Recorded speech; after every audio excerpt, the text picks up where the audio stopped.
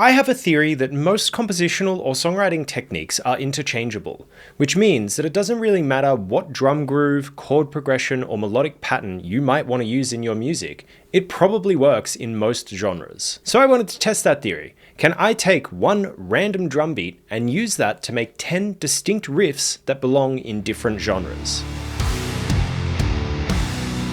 So first things first, I went to my default library, Crim Drums, went to the groove section and went hunting. I landed on traditional metal Groove 2, which sounds like this.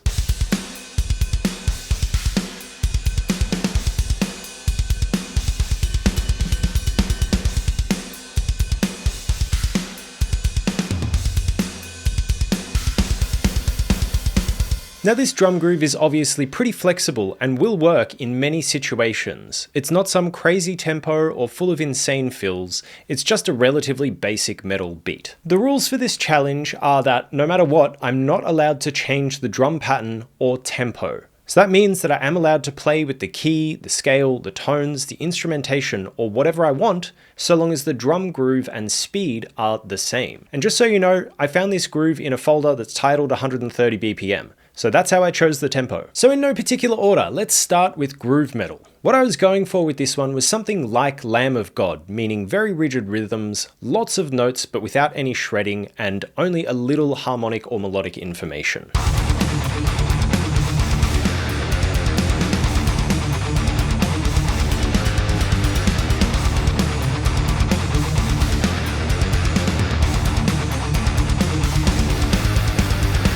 I feel like this beat seems to be aligned with this style, so I'd call that one a success.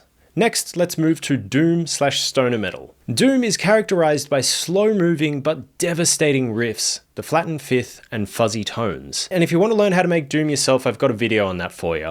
Doom, however, is not characterized by lively and energetic drums. So does this one work? Let me know what you think in the comments.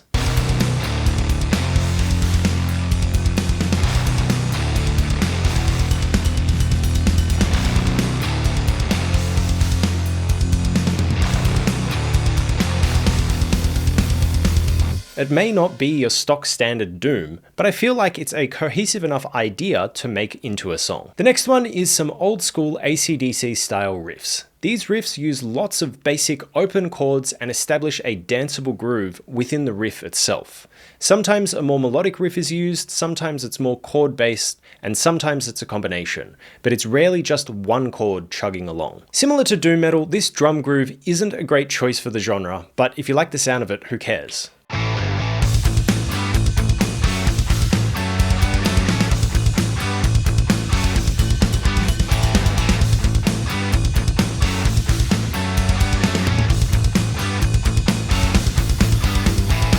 Let's be real here, the drums were way too excited for that, but it kind of worked. If this were a song that I was pursuing, I'd tell the drummer to calm down, but the general vibe works. The next one was quite a bit of fun to write actually. It was melodic black metal, something like Cradle of Filth.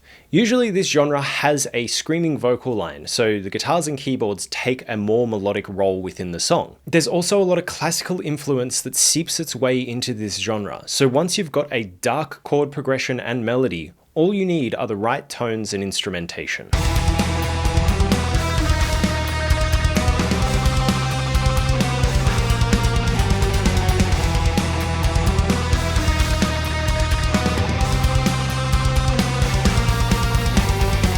I thought this one worked really well both tonally and energetically. The rhythms were quite simple, which means that the drums are kind of free to do whatever they want. Another success. Next, we're going for some type of pop-punk/nu metal sound. In this one, the groove makes it hard to define what genre this might belong to. Hearing the riff on its own, I would place it in the early 2000s as it's simple, danceable, and there's loads of space for singing. But with this drum beat,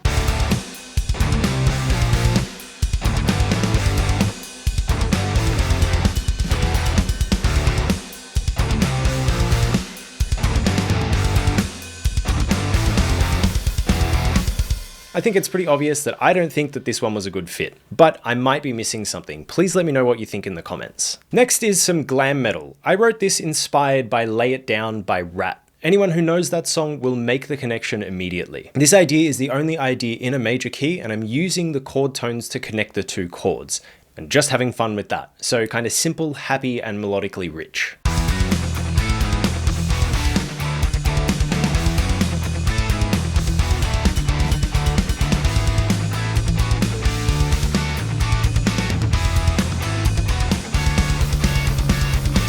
Do you think that that works with the drums? I would say maybe. It's acceptable, I guess, but it's not ideal. Next is metalcore. This genre is characterized by the metalcore riff, lovingly known as the 085 riff.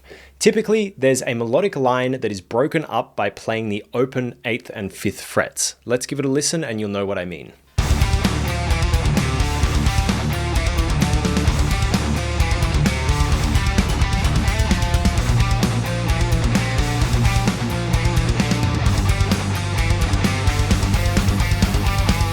To me, I feel like the drums could be way more aligned with the guitars and bass here. Maybe it was me writing a bad riff for the drums, or maybe the drums are just not the best for this type of riff.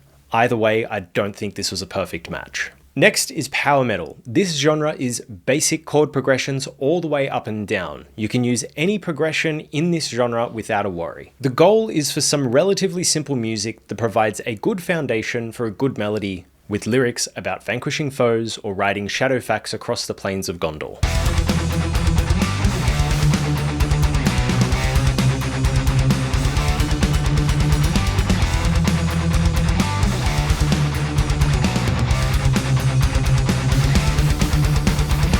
It's acceptable, probably needs some tweaking, but no major issues. The next number is prog. For me, prog is complicated. It kinda has a wide scope on what it's willing to be at any given moment. So capturing that clearly when I had a straightforward drum beat wasn't easy. I opted for a dotted rhythm, which gives it its distinctive rhythmic sound. In addition to that, I injected some atypical melodic patterns and some more technical runs.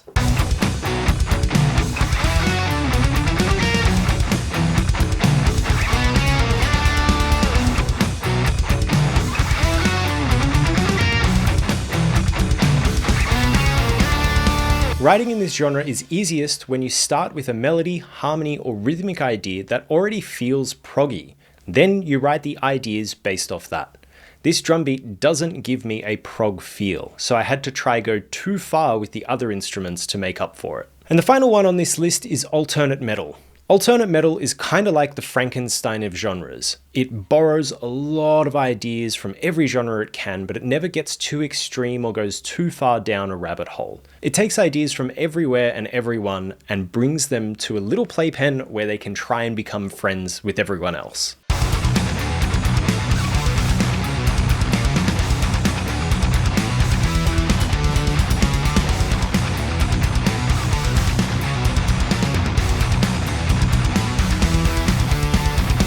That was okay, it probably needs some tweaking to work really well. At the start of the video, I mentioned that I have a theory that most musical ideas are interchangeable.